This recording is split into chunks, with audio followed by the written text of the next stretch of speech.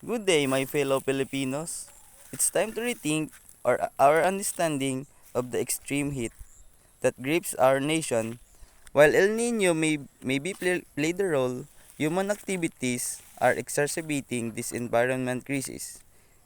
Deforestation, rampant urbanization, and industrial pollution have disputed the delicate balance of our ecosystem, leading to a higher temperature and more frequent heat waves.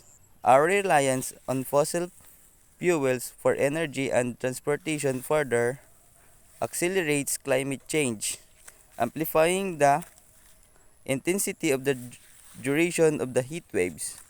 But we can't afford to remain passive in the face of this crisis.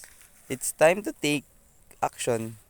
We need policies that prioritize sustainable development, promote renewable energy source, and incentiveness conservation efforts.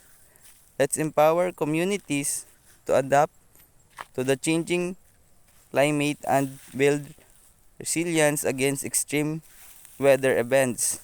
Together, we can make a difference.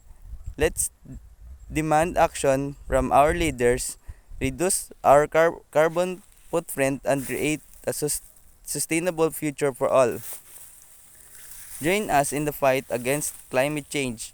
Together, we can create world, world where extreme heat is no longer threat to our livelihood and well-being. Thank you.